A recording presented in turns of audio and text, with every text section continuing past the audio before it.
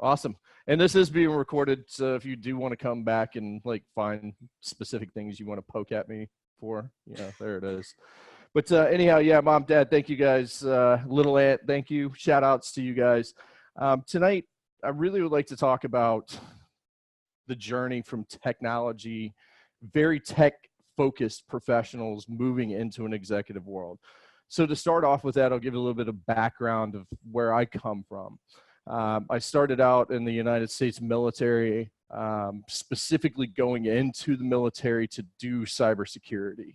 While I was attending a university, I succumbed to a piece of malware that made me go load like 100 disks into a computer, and it really sucked.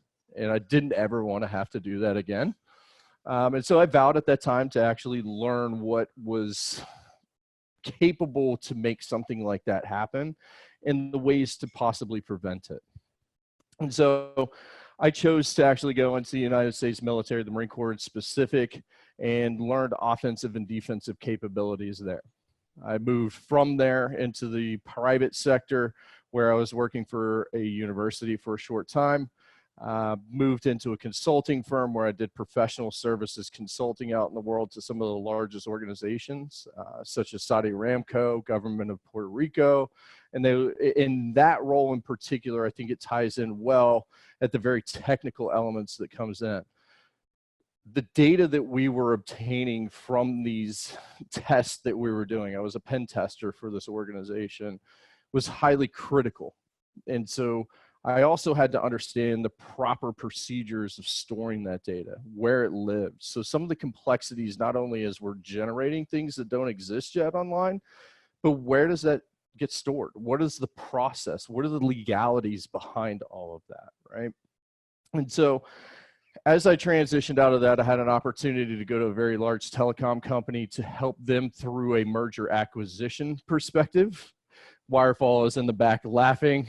He's attended another talk. If you guys haven't seen it, maybe I'll bring that one out of the old dustbin and give that one. But in that organization, I was required, my responsibilities, I wasn't required to do anything. I chose to actually take the responsibilities on of leading the organization through a post-acquisition merger into one of the largest telecom companies in the world.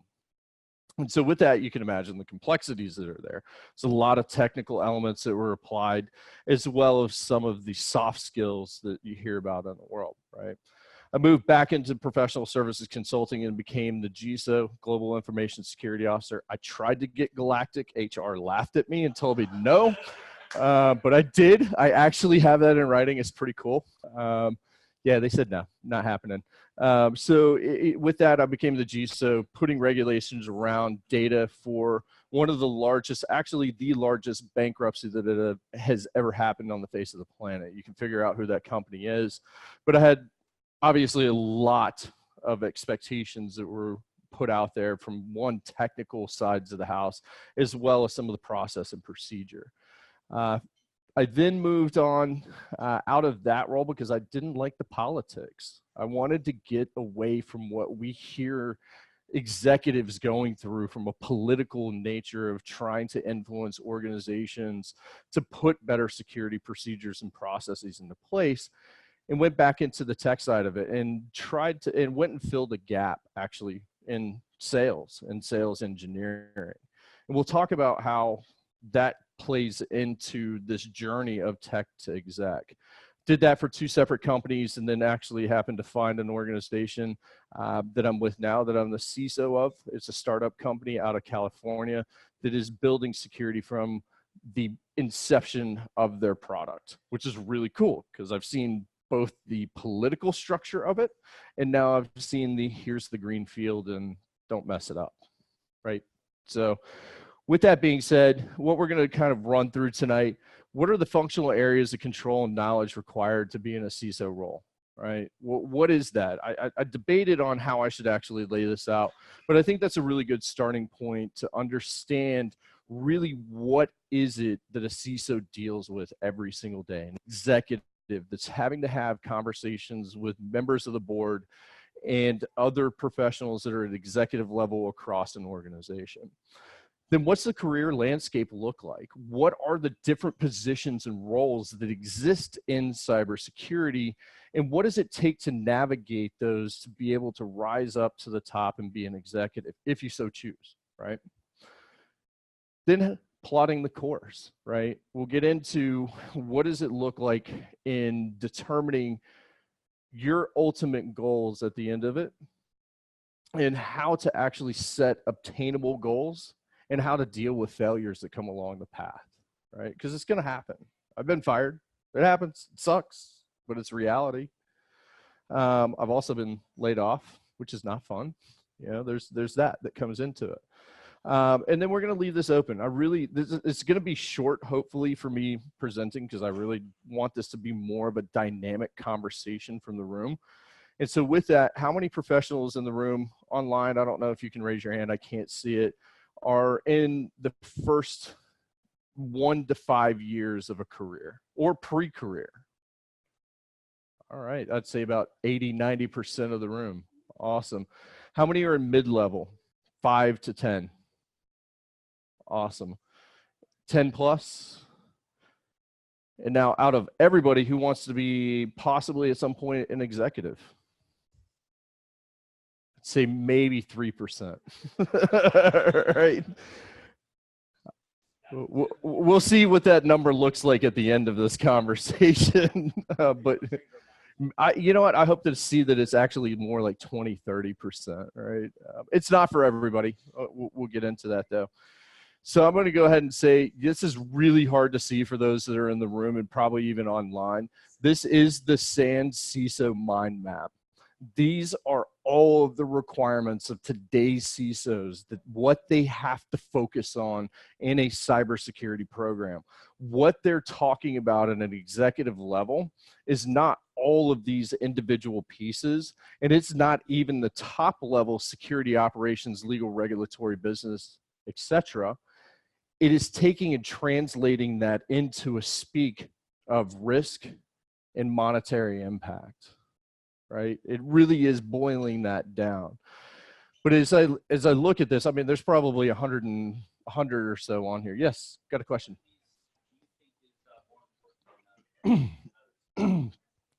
So the question was, which one on this slide do I think is more important than others? Honestly, it depends on the organization. It really does depend on the organization. And it's a good segue into the statement of, as you step into a role of an executive, it's important to understand the business's direction and align the cybersecurity programs to that.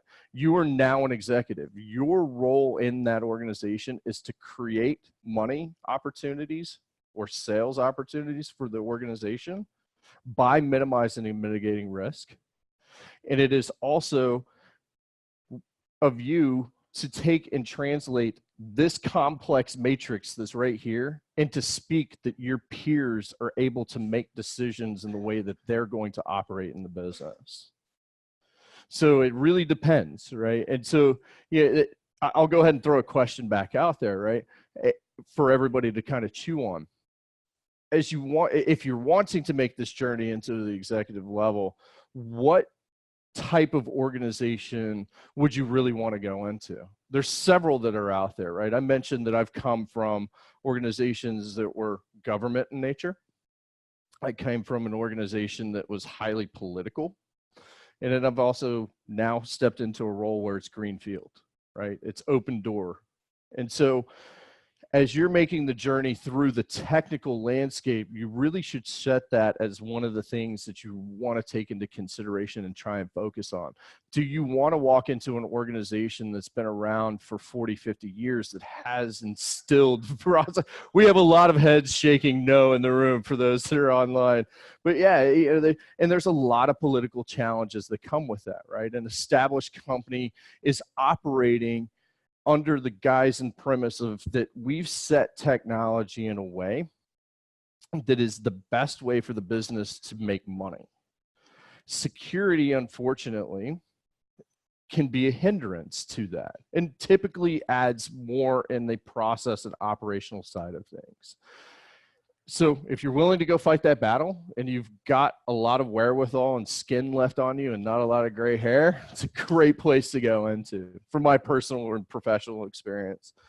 Then you've got the mid areas that are there, companies that have been around for a while but really understood that there was a need to put security into place, right?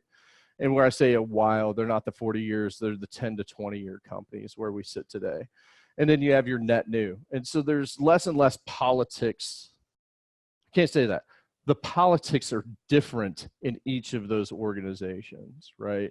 You have a lot of barriers to break down in old and entrenched organizations. You have more of a influence requirement in ones that are new and green.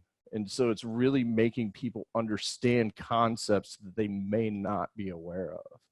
Where as the original and older ones are, they're aware of them, but is it really monetarily worth us taking the effort to go do it? Right? So those are the different types of political fights that you might go through. So for these, you know, I think why I laid this out is to move into this next slide. This is a career map for information security. This is what today's world looks like. This didn't exist when I started in it, right? I'm glad this actually exists. And by the way, these are none of my, I didn't make these slides. These are some that are these images. So please don't give me credit for it. And no, I'm not getting paid for this, right? Cool, we're good legally there. But really at the end of the day, you can see how broad the security field has come. And so where do you jump in? Honestly, where is it in your heart? Where do you find interest? There's no set path to moving to the executive level. What really is important to take out of this slide, though, is that it takes understanding across all of these functional jobs inside of an organization. You don't have to be an expert, right? One of the things that I professionally struggled with very early on and even mid-career is I had to be the best technically. It's not the same in the executive level. You have to have professionals around you that support you in the areas that you're not strong in. And so you still need to have cross-functional understanding on this, right? It's difficult for organizations or for professionals that are starting out down here as the engineer, or maybe they've actually jumped into pen testing, right? How do you make that transition into maybe network security? Really, from my professional career, one of the things that I did is that I took the time to look for opportunities that gave me cross-functional responsibility. Did I have more opportunity? Hence the military. I got to do everything there. Now, did that translate when I got out to the civilian sector? Most companies didn't think so, but it really does.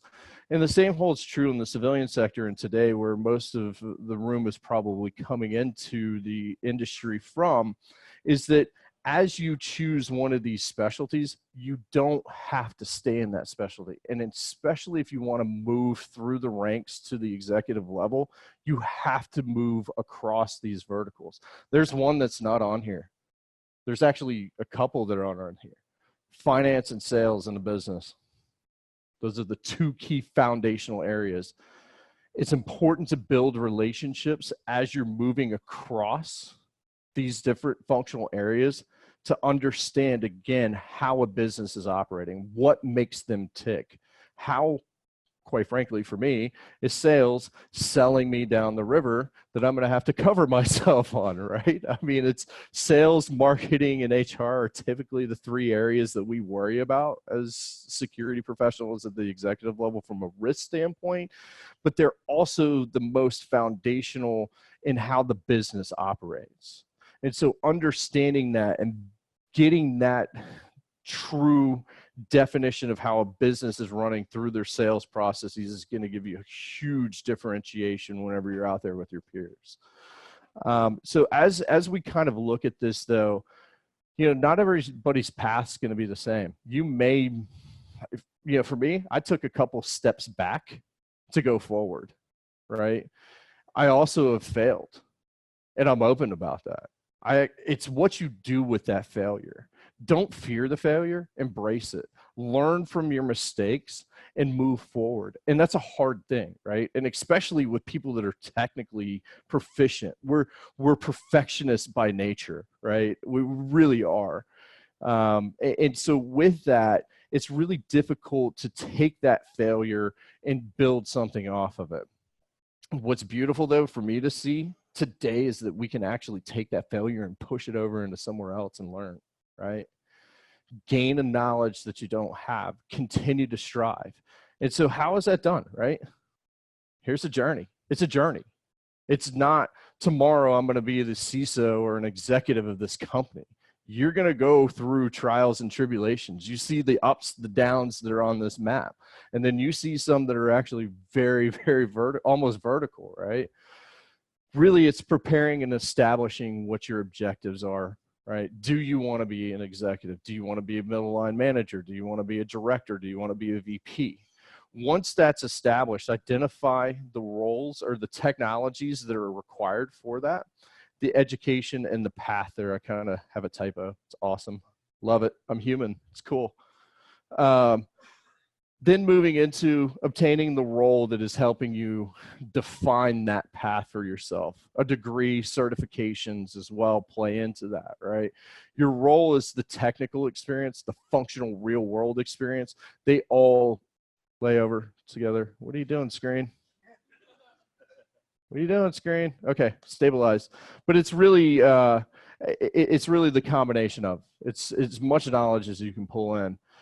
Changing roles, I think it's a healthy thing. In today's world, this is going to kind of get into a very interesting statement. Take it as you will, but companies don't value you like they used to. You are nothing more than a way for them to continuously gain opportunity and money in a market. Unfortunately, there are companies out there that do value their employees, right? Don't get me wrong. I'm not saying that that doesn't exist, but how many people in the room have been laid off? About half the room. That tells me enough right there, right? It's not the yesteryear where our family members that we know worked for 40 years for the same company or 25 or 30 years. But it's also a world that is highly dynamic and changing constantly. And you have to evolve with that. You have to analyze those evolutions and move yourself through the education paths back down here, identifying the technology, the education. This is a cycle. You're going to do this multiple times in your journey, right? And so with that, as you hit those different role changes, you need to understand what degrees, certifications may be required there. Then moving in is reviewing and testing it, and then revising what you're doing. Make it better, right? At the end of the day, you can only get better by failing, quite frankly, right? Because if you're doing good, you think you're doing good, you think you're doing great, you're in a rut. You wake up and 20 years have gone by and you're still in the same position. Push the boundaries is really what it comes to. Find something that is not in your comfort zone that falls into these career map responsibilities, right? Take these responsibilities on and bring that over into your side to help yourself educate yourself, your team, and your company, and help yourself grow at the end of the day, right? I mean, we hear the old adage all the time that you are the maker of your own path. Nobody else is going to give you a hand and shake your hand and say, hey, I like you, so I'm going to go ahead and give you this opportunity. Go run with it. Maybe that happens. I don't know. I mean, we did just have people paying for their kids to get into college, which is just kind of bizarre, but not just their tuition, but actually like paying off their horrible testing scores. But anyway, that's for another discussion or maybe after hours. So we'll leave it at that. But as you see, yeah, exactly. As you see, I put destination unknown on top. I purposely put that there. Every role, every path is completely different. You define it through every process cycle that you walk to do what you need to do to get to where you're trying to go. Really, the meat of this slide is set obtainable goals, set unobtainable goals, and accept failure. That's really what it comes back down to. I think that's enough of me talking at you guys. Let's have an open conversation where we can talk about some of the experiences that I've gone through in these journeys a few times, right? Like I've again, like I said, I'll be honest, I failed. I've been fired. I've had situations where I've been asked to do unethical things. There's, that's part of the world that we live in, but how you navigate those things really define where you're going to end up. So with that, that kind of closes out that. So we're going to move into our travel adventures with each other, right? Yes, got a question?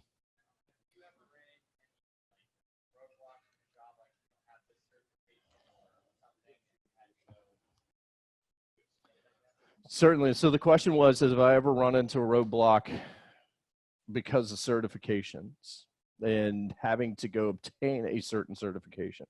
First of all, any organization, this is my professional response to this. Yes, I have.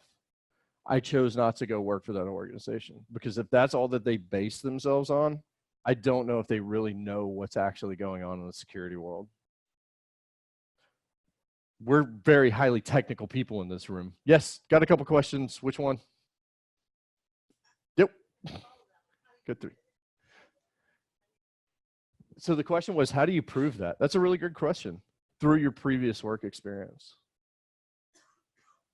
Honestly, prove yourself at work. Do your best every day. Be the best that you can be. Nobody can fight you on that. Doesn't matter what degree, certification you have. Be the best at what you do, and you'll overcome that hurdle. Now, I'm going to say, if you're very early in your career, yes, go get that certification for that company, right? I'm going to say that. So I have a couple more. I actually have quite a few questions. This is awesome. Yes. So one thing I've heard about failure is that sometimes, and this, correct me if I'm wrong, CISOs can be qualified or unqualified based upon whether they've been a part of a breach in the past. Sure. So the question is CISOs are qualified or unqualified dependent on if they've been through a breach in the past? It's trial by fire, man. I believe in it. I've been through some pretty crazy ones. I'll tell you a story. Wirefall is pretty aware of it. We've had some conversations on it. Others in the community are as well. I had about 25,000 systems turned into Bitcoin miners before people even knew what Bitcoin mining was, off of a 0 day that actually went undetected for almost 10 years. Yeah, pretty cool, right? To get a phone call. My wife and I actually were coming back from ACL in Austin, and I get the call and had to get on the phone call partially inebriated with a very large hotel chain. Oh, I know. They're saying, Ma, you're listening. Yeah. Trust me, if Mom wasn't listening, I'd give you the real details on that. I love you, Mom. No, but absolutely no. I think it goes two ways. I mean, I think that's an elitist attitude, personally. I do, because you can't determine if you're going to have a breach or not. And quite frankly, do you really want to go through one? Hell no, I don't. It sucks. It's horrible.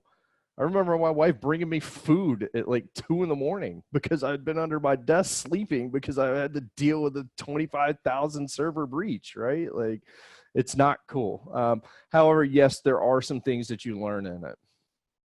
And so hopefully you're in an organization where you're not bearing the brunt of it. How about that?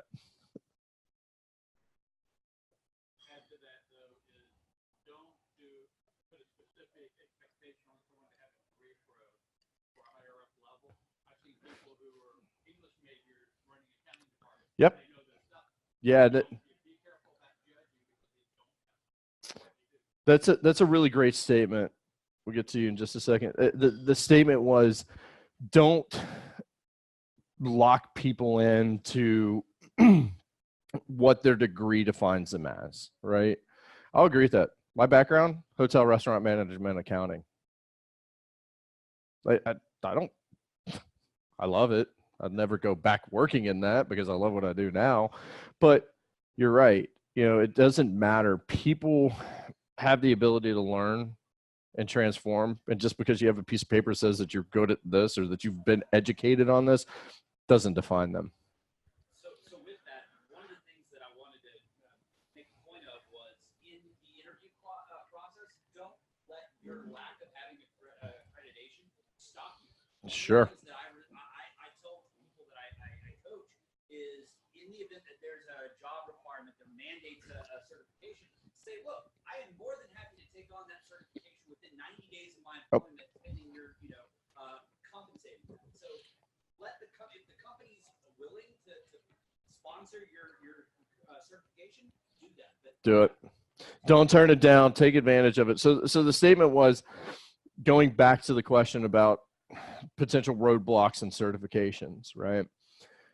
The statement was, in the interview process, use that as an opportunity to go get a certification, right? Say to the company, I'm willing within a certain time frame to be able to go obtain a certification. And that's right. I agree with that as well. And I've definitely done that. It's huge. Yep. It,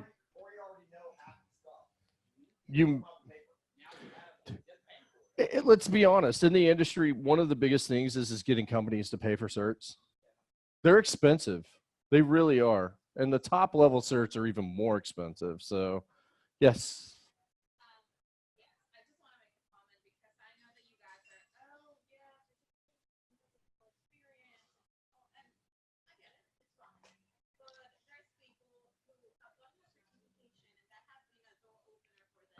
Sure.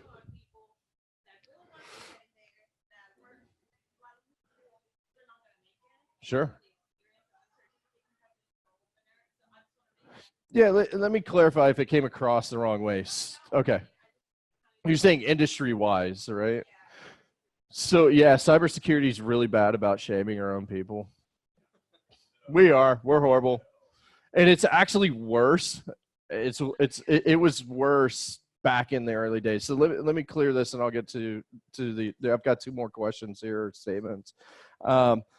Absolutely, you're right. It is an entry into the industry. It's a great way to break into the industry. Go look at the certifications. So as we go back and look at this slide, I will provide these slides to Philip to present so you guys can go through them, kind of mull through them. But as you look at the different tracks and paths, find what certifications align to that, because they are door openers, right? I'm a firm believer in that. You know what? Certifications are a path. It demonstrates your knowledge and understanding and concept. Where they become even more valuable is with that real world experience. They are the door opener at the end of the day. Yes, cybersecurity industry, quit shaming our people for having like 20,000 letters after their name. Yes, another question. It's not just certs. It's when you apply, it's any skill set that you might not know. Just be willing to show the enthusiasm and the willingness to learn it. It also goes with the cross training. That same trait falls along into everything else in your career. Always be willing to learn something new, like you were saying, outside your comfort zone. That's what definitely helped me. Take on any challenge that's outside your comfort zone and be willing to learn it, and you'll just skyrocket. Yeah, so the statement for those online, really, I'm going to paraphrase you if you don't mind. And if I mess it up, just kick me in the knee. Absolutely. You'll hold me to it. Absolutely. But the statement was that, even if you don't have a certification, really it's, if I can say, it's more about confidence and demonstrating the confidence in what you do know, what you're able to demonstrate value in that interview process with the company that you're interviewing with. Furthermore, as you were saying, as the other gentleman was saying here, that you can ask for that time period. And if you succeed in achieving it within that time period, you're actually showing and demonstrating your capability and desire to continue to learn. And I'll say from my professional career path of moving from a very technical professional to the top level, one of the things was demonstrating the willingness and the capability to handle change, willing to enact change within my own realm of influence, right? When you're at the level of executive, one of the things that a lot of people may not be aware of is that you're looking at complex problems that the rest of the business is not aware of. And a lot of the times there's not a defined path behind it. You have to define the path, right? And so being able to be in that uncomfortable element, demonstrating that strength of, I am able to take on something that is complex and challenging, that is unknown, is really strong value to actually carry across. We had another question. We had one right back here as well.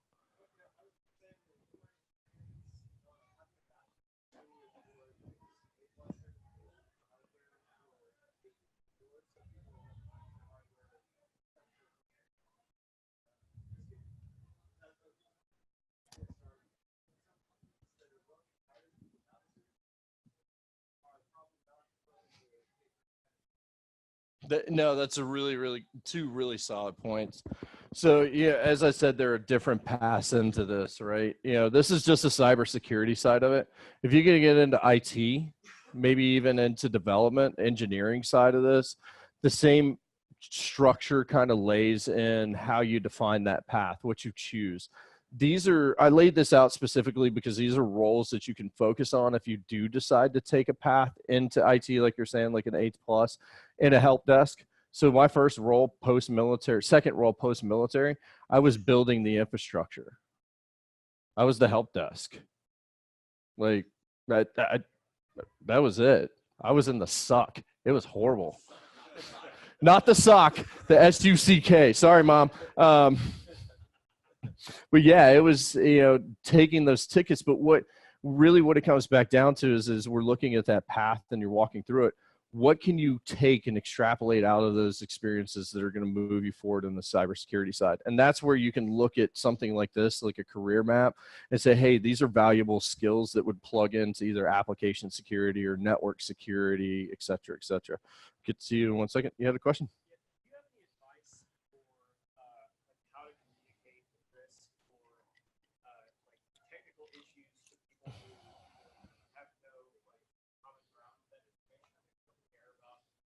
So I'm going to open that question to the room, but absolutely. Yeah. So the question was, it is the $1 million question for executives. Really, how do you, so I'm going to paraphrase you again, but how do you take risk and translate that into a business speak, or give individuals that are not aware or educated of those risks, right?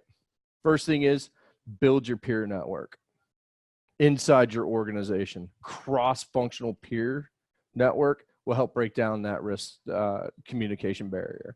Second thing is take it back to business discussion, dollars and cents at the end of the day. Drive it to the bottom line. You'll win every single time. Yep. So the response in the room is understand the risk, being able to translate it to dollars and cents, right?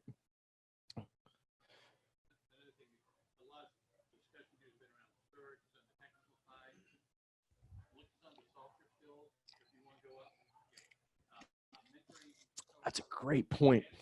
Great points.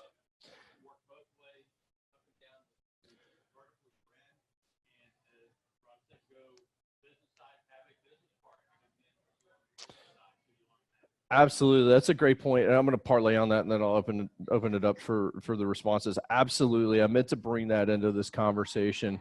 One of the things that's really, really imperative is soft skills, right? But I'm also going to be realistic with you. The boardroom is not butterflies and rainbows and green fields. There's a lot of FUs and you suck, and it's raw because you're playing with other people's money and you're affecting other people's lives. It's real. And it's dynamic and it's fast. You have to be able to adapt to the difference of change and communicate in a way that is non-hostile, even though there's a lot of hostility. For example, I'll tell a story. This is really fun. Walked into a meeting with the chief engineering officer of a company and explained to them that they had a huge vulnerability and risk in their organization. The gentleman flipped the table over and threw an eraser across the room. How do you deal with that? I look at him like, did you get it all out, buddy? Are we done? Yeah. Now you want to take that to the whiteboard and let's marker this thing out. But yeah, no, absolutely. That's a really great point. I mean, the soft skills are just as imperative. And also part of that statement is building the relationships vertically and horizontally in a business, right? You've got to have peers, build your mentors, and most importantly, I meant to bring this up, and this is a really good point. Most importantly, have peers in your network that can stand next to you and help you, because quite frankly, do I know all that shit? Sorry, Mom. No, I really don't. Do I know enough? Do I have some strong skills? I'm an expert in nothing. I'll be honest with you. Like I'm not. I know a lot of stuff about a lot of things, and in particular in this landscape, but I'm not an expert in any of these, and never will I claim to be, right? What I do know is that I have a lot of friends that are actually really, really talented in a lot of different areas. It's about being able to support the network and the peers around you, because cybersecurity, quite frankly, are the people that we're fighting against. If you're on the defensive side, if you're the good guy, because there may be bad guys in the room, I don't know, but I'm going to say this, but you guys also do this. They're highly, highly, highly regimented, but they're also very tight knit. In the business world, we're fragmented because, quite frankly, the politics that exist in it. And if you can break that down and build the peer network around you, and to have the ability to reach left and right or up and down, you're going to be a lot more successful. Cool. Got a couple online. So in the room, guys, hold on just a moment. Rick asks, how was the transition from technical role to other questions too? Sure. So the question was how was the transition from technical into management? It sucked because I hate PowerPoint. I hate Excel spreadsheets. But it was really it was the first exposure into trying to communicate what I knew from a risk perspective at the business level, but being able to provide the information that my senior management needed to have the conversations at the board level, right? What was the motivation? The motivation absolutely was to support my professional peers above me. The second question was, do you miss the technical side? No, because I'm a technical CISO. It's really cool. You know, that's kind of the conversation that I was saying earlier on, is choose your path. You can be a political CISO or you can be a technical CISO. One of the cool things about being in a startup in a green field, quite frankly, is like today, I was on a command line banging out scripts. It was awesome, right? It was really fun. And in that, I'm sitting side by side again in the trenches with the professionals that I work with, which is cool. Now, if you're in a large organization, it's not going to happen. And I hated it. It was miserable for me. So, you know, I think that goes back as you're looking at this career path slide. If you come from technical, I think you're going to be a lot more successful at the executive layer if you can translate that into business speak. And at the end of the day, you can dive back down and make sure that validate that what your team is doing is correct. I mean, I'll be honest. Yes.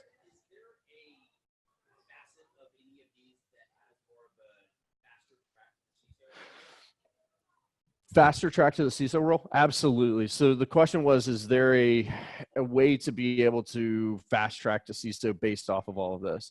I wouldn't say individually. What it is what I mentioned earlier. Find a role where you can actually be in multiple roles.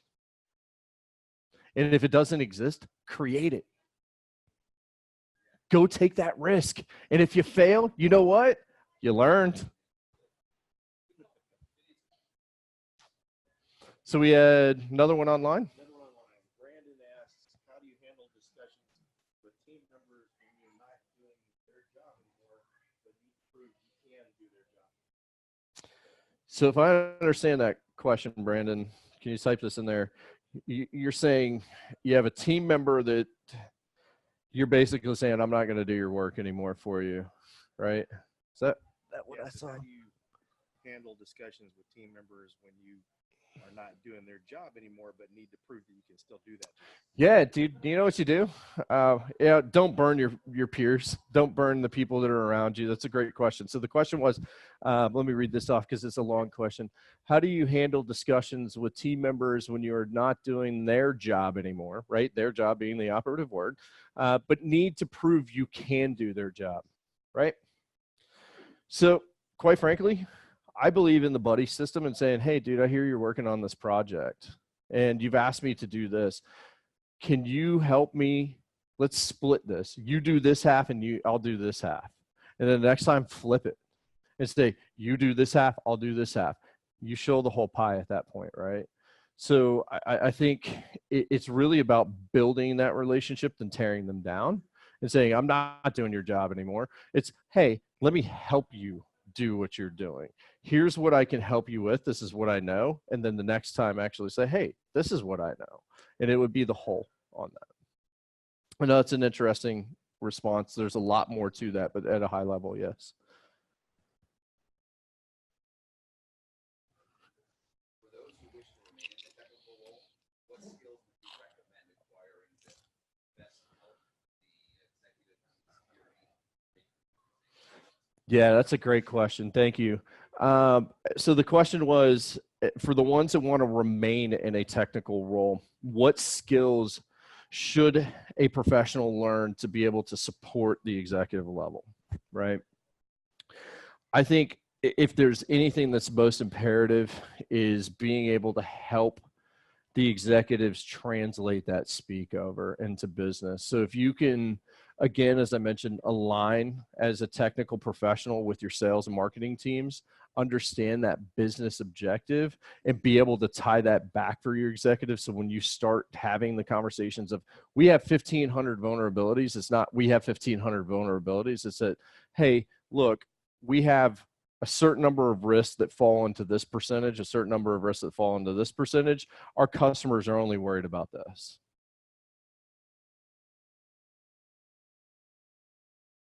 So tech is kind of not friendly for folks sometimes, and it's also not friendly investing in their careers. How do you avoid working yourself to a point where you're unemployed? Yeah, that's a great, you mean like leaving a bone on the table? Basically, the question was, tech is not friendly to elder professionals, and there's a lot of demands and requirements, and how do you prevent yourself from burning out and saying the hell with it, right? Biggest thing is if you're not happy, move. If you don't love what you do every day, don't do it. If you don't get up in the morning and go, hey, this sounds awesome. I have this on my plate starting at this time in the morning, going through this time in the evening, don't do it. Walk away from it. That's a very hard decision to make, but in the long run, it's really, you have to remember, you are your own salesman. And if you're not in the best position to sell yourself, you're not going to move anywhere. If you're unhappy, you're going to display that in interviews. So move out of those toxic environments that create that negativity and drag and get yourself into something that's happy. It may be a step backwards. That's where I mentioned earlier. I took a step backwards in my career because I was unhappy with where I was at. I was working way too many hours. I found a role where I had the same responsibilities, but not the title, but less hours.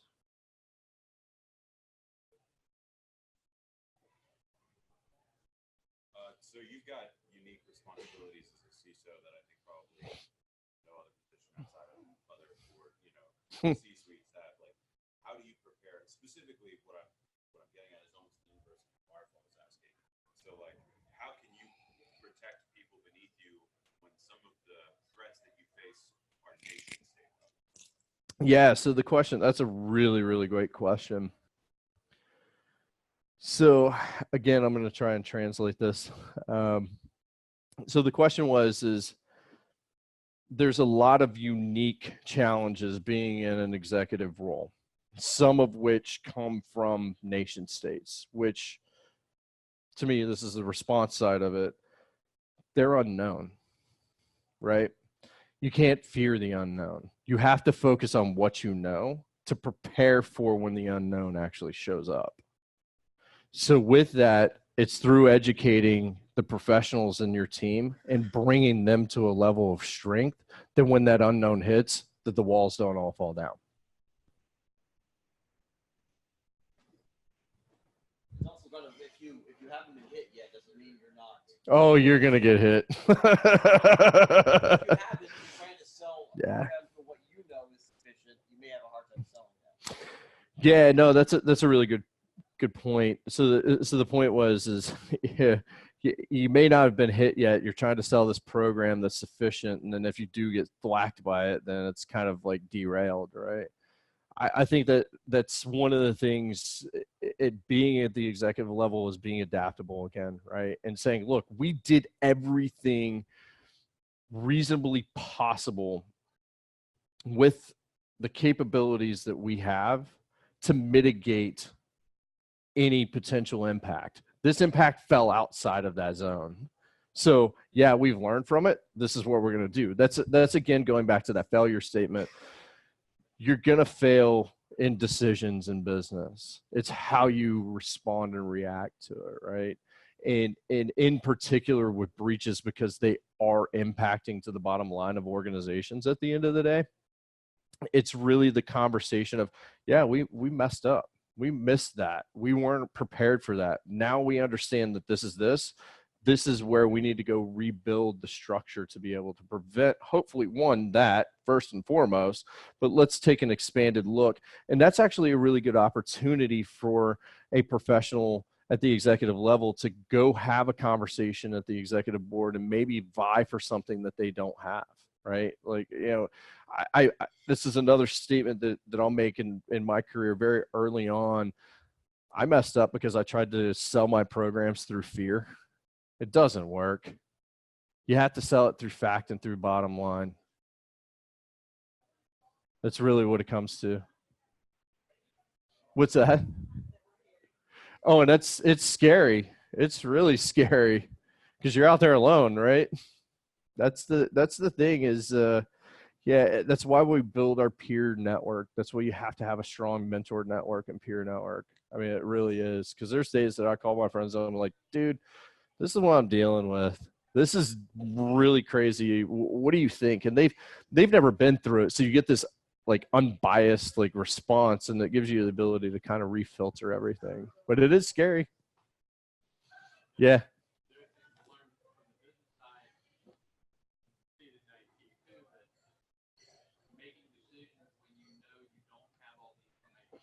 Yeah, that's a tough one. That's a really good point. Yeah, you have to be comfortable in that, and that's where I tie that into that failure bucket, right? So the statement is being able to make decisions when you don't have all the answers, right? Not the visibility, and that a lot of at the executive layer is that. It's seeing into the unknown and grabbing into that bucket and going, hope I made the right decision, right? You know, I think what can prepare you for that from the tech side. How many times did you hit enter and blow up the environment? I like your idea about having more peers there in the technical level, because as someone that came from IT, I always feel like decisions were made without consulting people that actually know what should. Yeah, you know, that's a really good point. Yeah, I think again, since I've been through several different sizes of organizations, right? And some of the decisions that I walked into, like post acquisition, pre merger, you can imagine, dude, that place was just, in taking one of the largest telecommunication companies process, procedure, and security requirements and trying to lay that across a startup company. Dude, I could have sworn that I was going to be on the news by the end of the first week. Honestly, like they were not happy to see the security guy showing up trying to lead them through this, right? Because your smart developers, the professionals that were there that built that organization know what they built, right? You do. I mean, and at the end of the day, it's not wrong, but there's going to be a lot of changes and there's a lot of process behind that. And really in a startup environment, most of it is being able to be free to make decisions without having other people say yes or no. You just have to operate and make things work. But when you start to bring a process level of such a large organization down where it's like, here's 20 layers of red tape, it really changes the dynamic. And that kind of gets back into that conversation of, you've got to have the soft skills enough to understand the purpose and the intent behind it, and say that, look, we're here not to change your methodology and the way that you work. We're just doing it in a way that you're actually implying security at the onset. You don't want to have to do it after you've done it. We've already done that. That's what we fought about for 4 hours. Why don't we do it beforehand? I'd rather go drink a beer with you than yell at you. I mean, honestly, at the end of the day, right? No, don't get me wrong. You're still going to yell at each other because it's just. Yeah. At the end of the day, I actually take my metrics. That's a good kind of statement. He said there's a metric that goes upstream. I always take my metrics and cut those into dollars and cents. Man, I mean, really, my conversation is in dollars and cents. It's not in this is a percentage of X, it's this or that. There is some of it that's layered over the top of that, but really it's here's the risk, here's the dollar impact, here's the investment, here's what the potential long-term savings will be.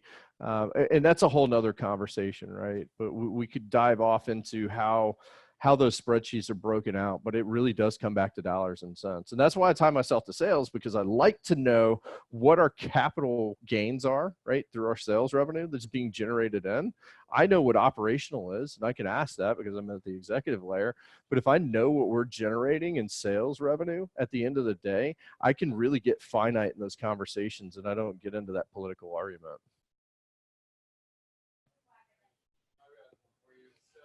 I'm scared for this question. I'm not going to lie.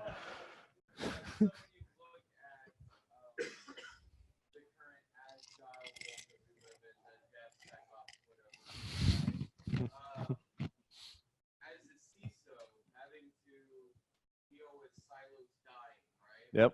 How do you see the CISO's position or the security executive's position in that relationship with the CTO or CIO? Yep.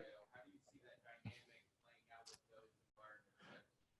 Yeah, so the question is the silos and barriers of the world are breaking down because they're sec DevOps and DevOps. And for those that are non-technical on the phone and those that are kind of moving into this world.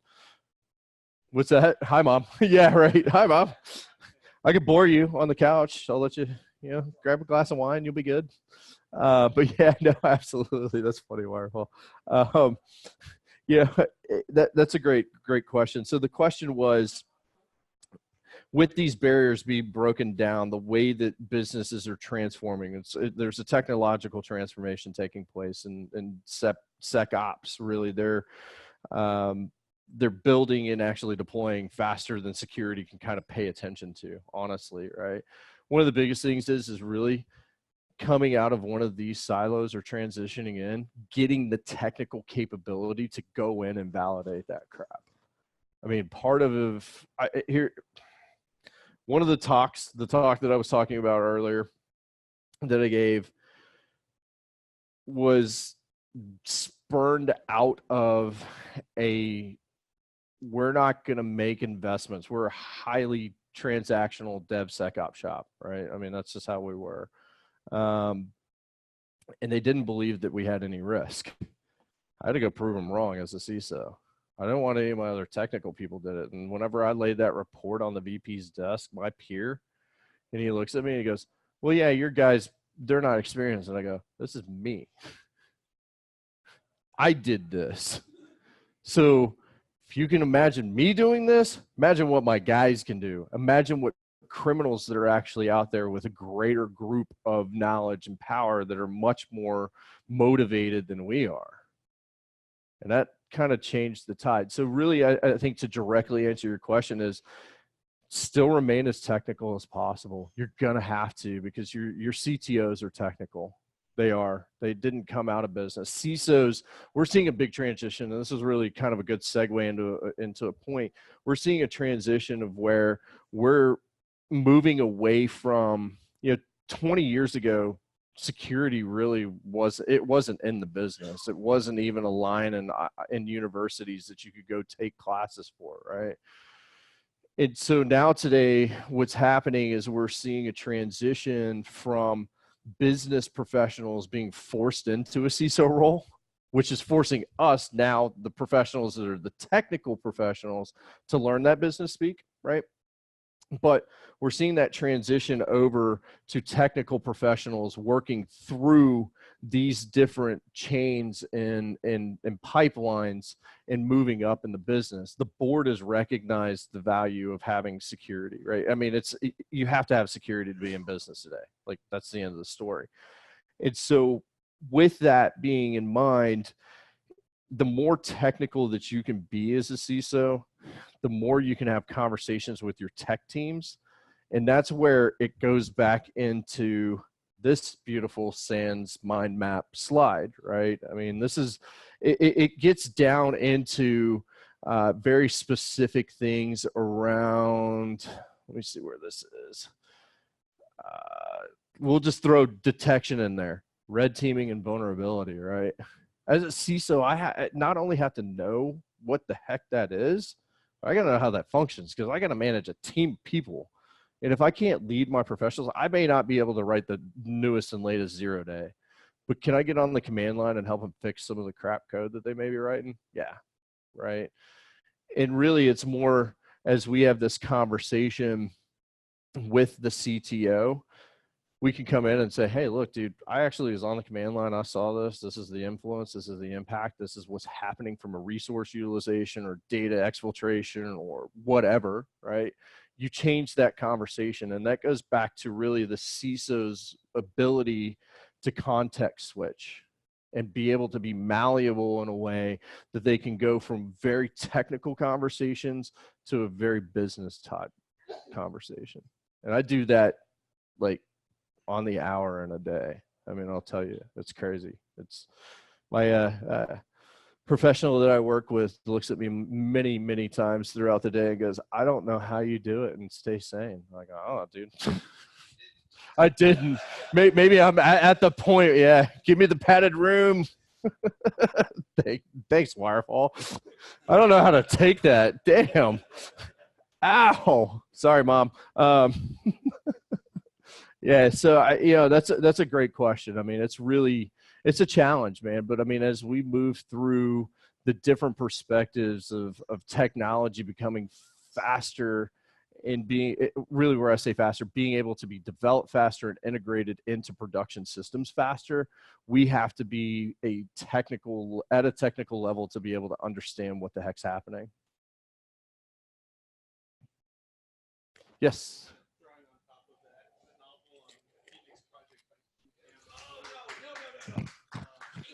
Oh no! Hey, hold on. We might have a debate here. This is awesome.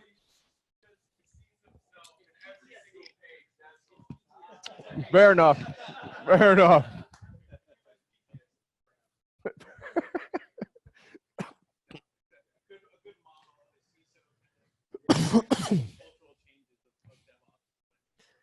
Yeah, I made friends, and so where I was saying the startup acquisition by the large telco, they were a DevSecOps shop well before there was even like anything, right?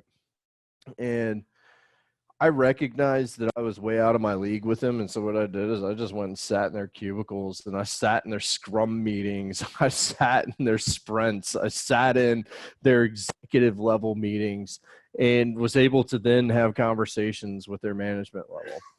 I mean, that's to go back even further to talk about what you were talking about.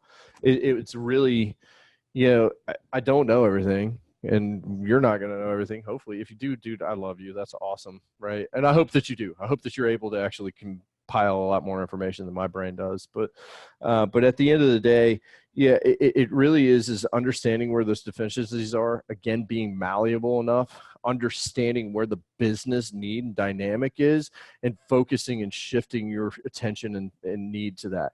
And sometimes that is getting down to the level of sitting with a developer and saying, hey, run me through what this chunk of code actually does. Like, tell me, because what I know from what I'm seeing, am I understanding this correctly? I do that daily. Like, my engineering team gets annoyed with me because they're like, dude, we're going to a meeting. I'm like, hey, dude, answer this, man. What is that function? That's not a function I'm used to seeing in that spot. They're like, oh, yeah, dude, that's a risk. Yeah, we'll fix it.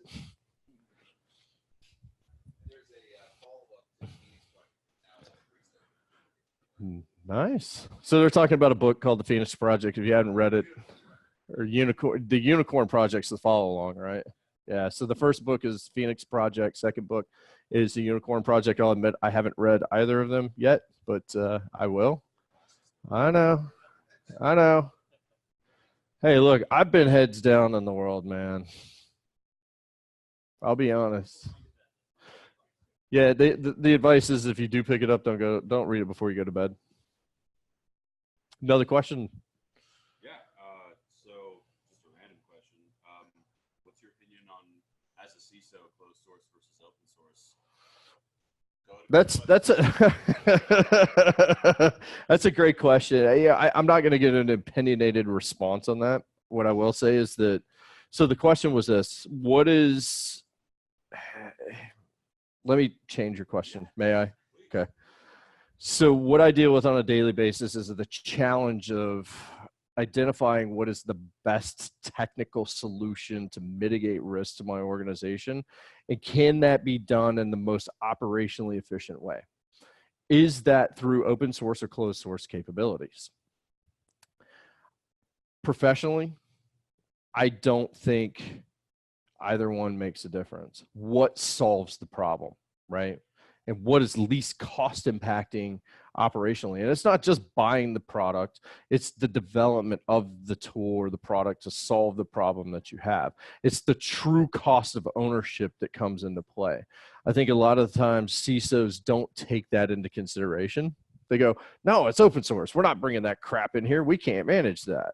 I've heard that a lot from my peers. It's sad, right? Like, I love you guys out there if you're listening, but I think it really comes back down to that response of what fits best for the problem that you're trying to solve. Yes.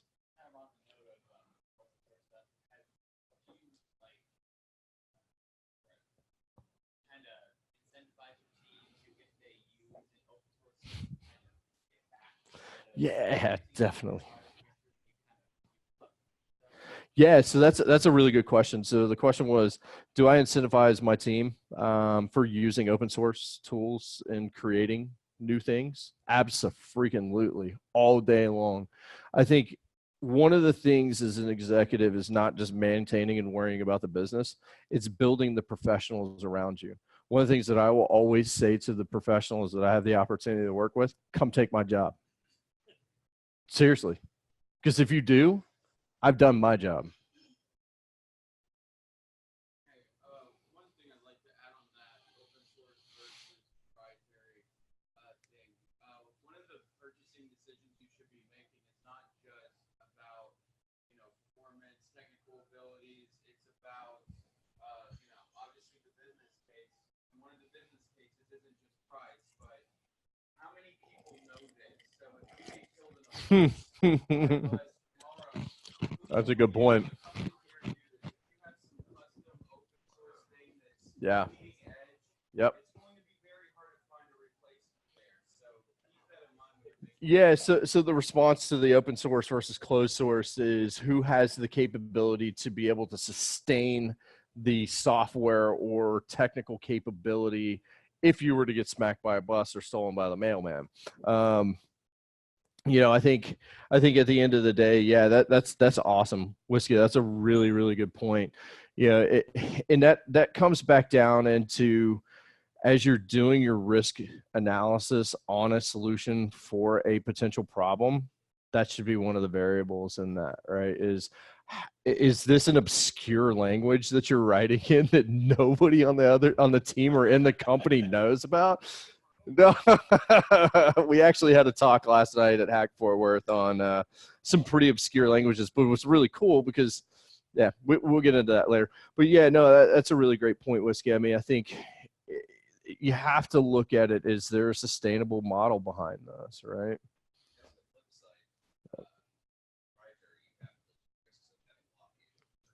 Oh, absolutely. McAfee, anyone? So the response there was, on the flip side, for closed source, purchase product, commercial off the shelf, however you want to say it. The big thing is being locked in. The ongoing joke in the security world is McAfee locks you in because, like, literally you can't rip that shit out of your product. Sorry, Mom. You can't rip that out of your, you can, it's just not fun. Yes. Or you're helping them build their product. You know, and I love that. That's actually very true. That is very true.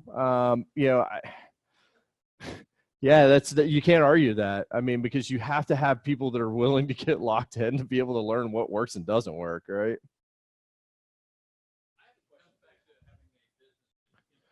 Yeah, it's a business impact analysis that you have to do on it. Business impact, risk analysis, quantifying, risks to dollars and cents.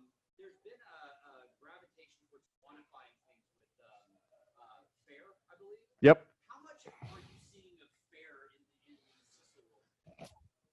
In big companies, a lot of places. In your smaller companies, not so much. Yeah, sorry. So FAIR is a model that is used to quantify risk to dollars, ultimately. Every bit of risk and quantifying it into a formula, so we can basically turn security into a mathematical. Yeah.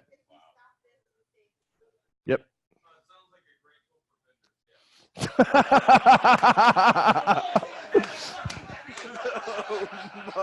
So the response. Oh wow. Wow, sorry for those that are online that didn't catch that. That was a great response.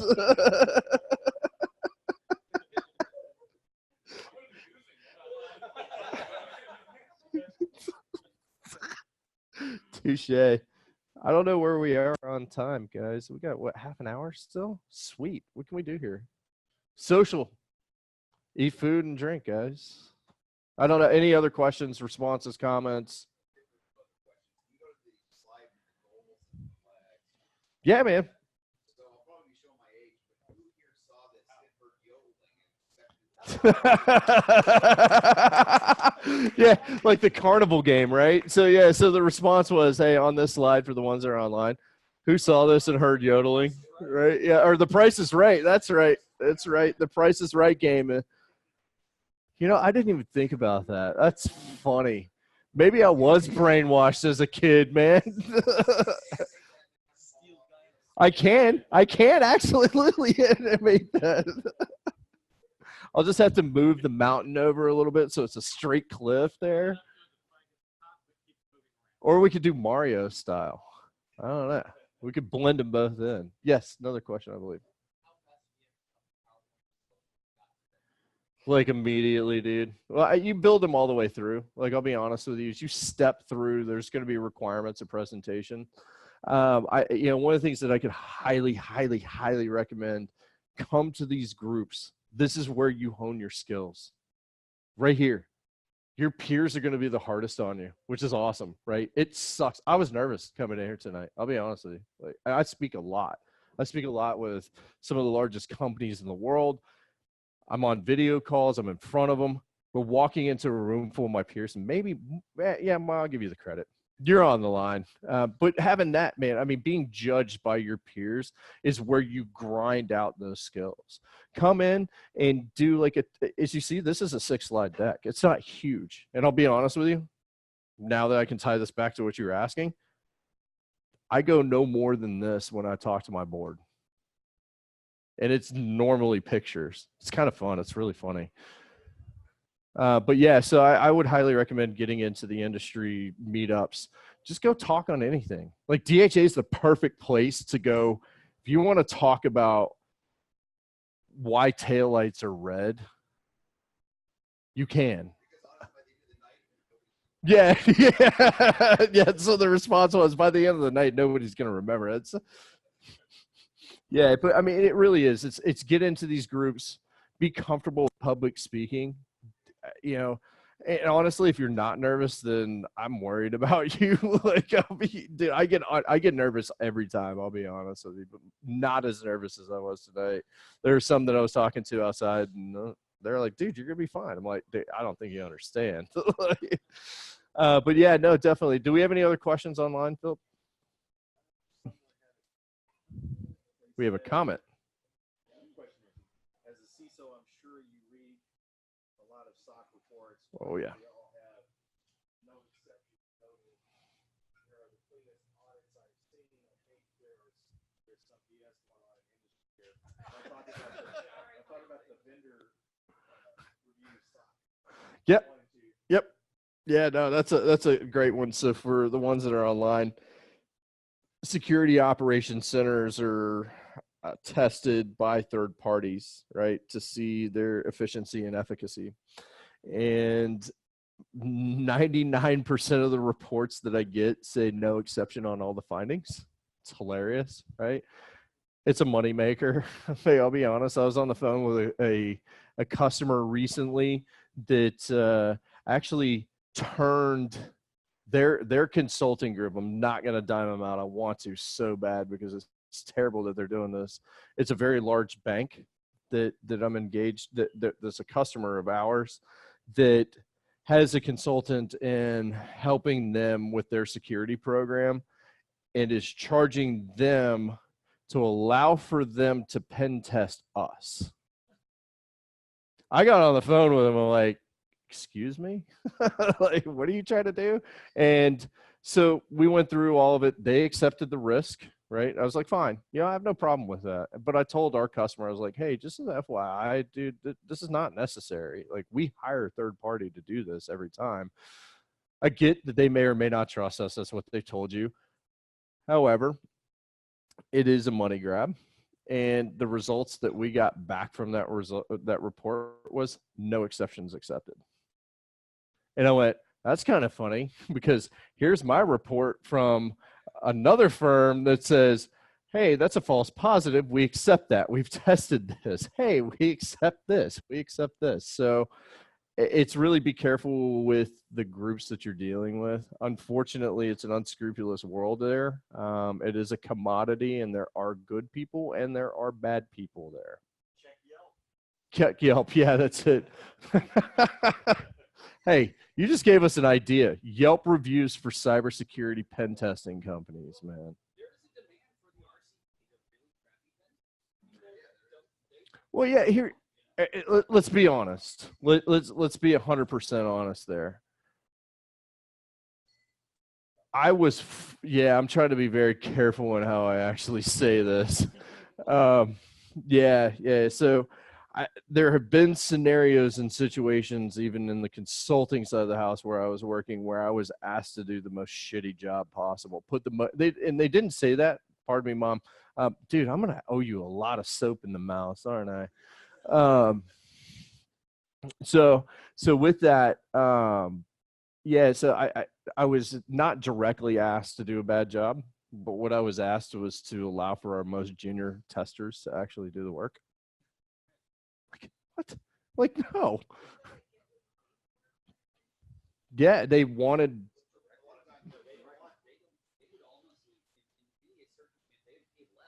Yeah, they would, and they did. They didn't do it for monetary reasons. That was what it was. But they wanted less results because they know the experienced testers were going to find more things. It's a check. That's it. That's it.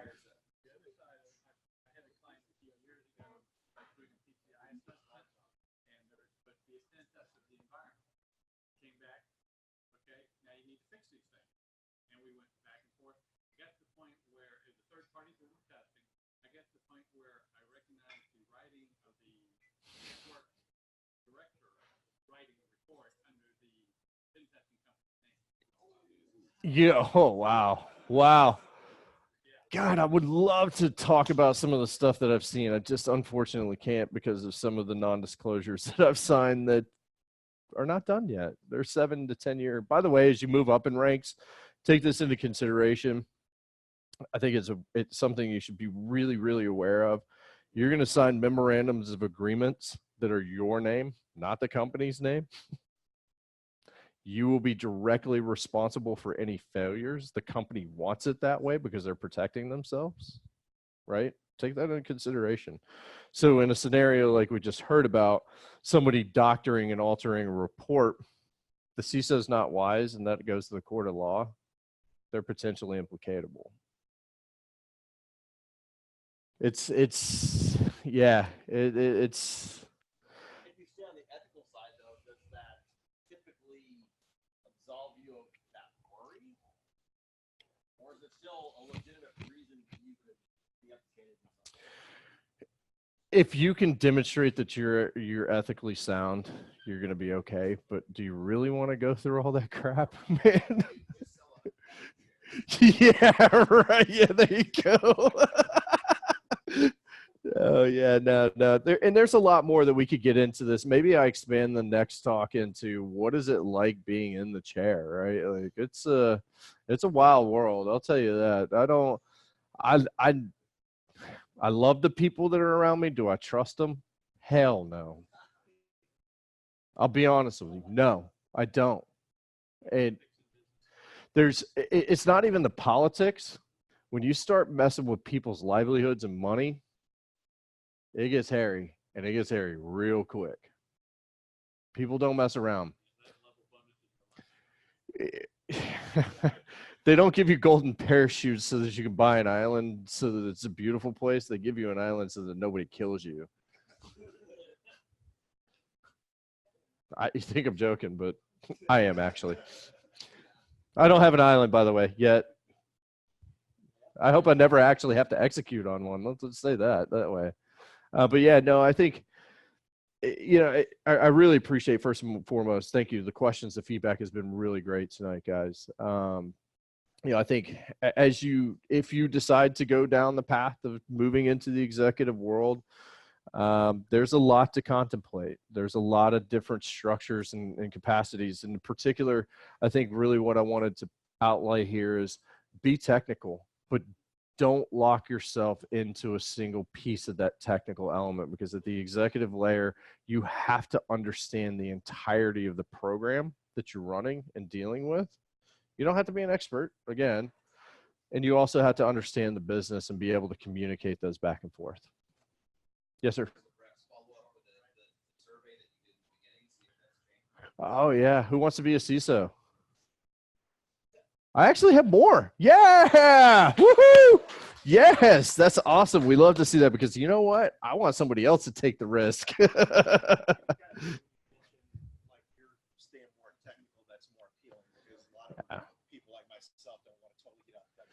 Yeah, and there's a lot of opportunity. That's why, Philip just made it a great comment. It makes it appealing if you can stay technical. You just got to find it. It's out there. You may have to be in a startup organization for that. Even when I was in the large organizations, I was still technical. I brought down the largest Palo Alto in the world. It was awesome.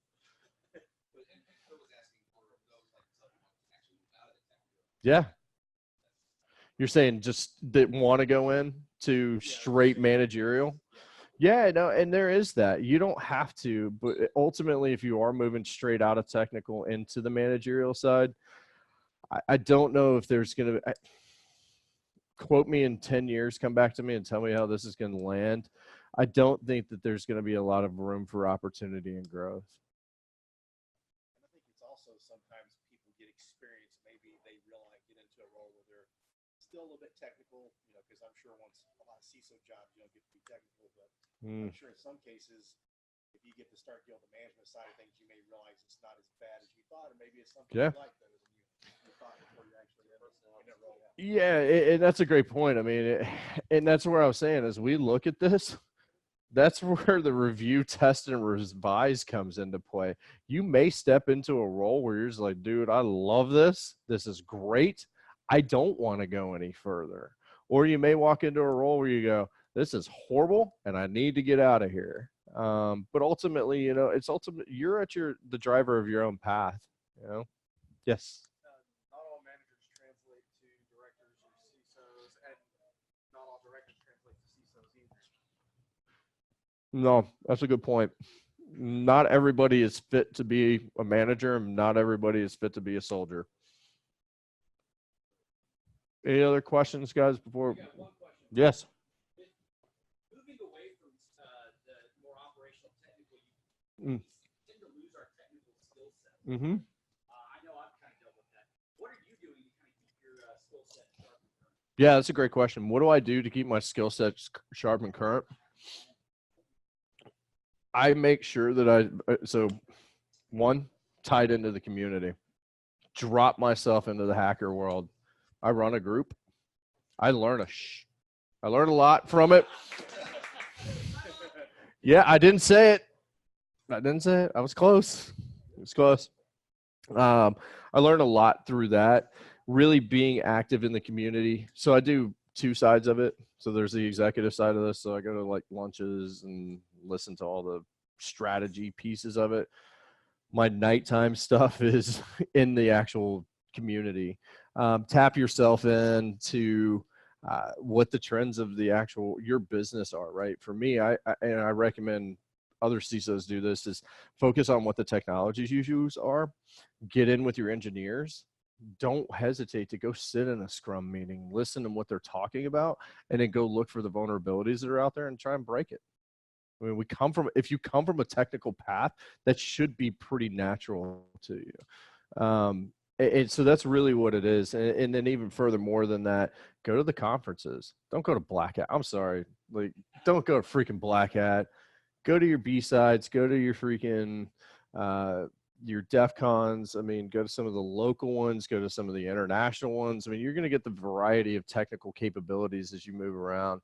Another thing that I will say that helps me keep on my toes technically is through my company that is doing my external validation. I go sit with them while they're doing their testing, sit side by side with the actual testers.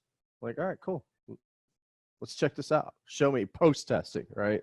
Not at the same time, but I'll sit side by side with them when we're not in testing and say, hey guys, how did you run through this on our environment? Let me see this. Teach me. Because I don't have time to go sit in an education school. I have limited time to even spin up VMs, but when I do, I make sure that I'm focusing on what's important. Because there's a lot of information out there, man. You could get lost. So I try to focus that to my business, which is cool, but also kind of scary because there's a lot of other stuff moving. But that's where the groups tie that back for me. Cool. Absolutely. Thank you, guys. Thank you to everybody online. And yes.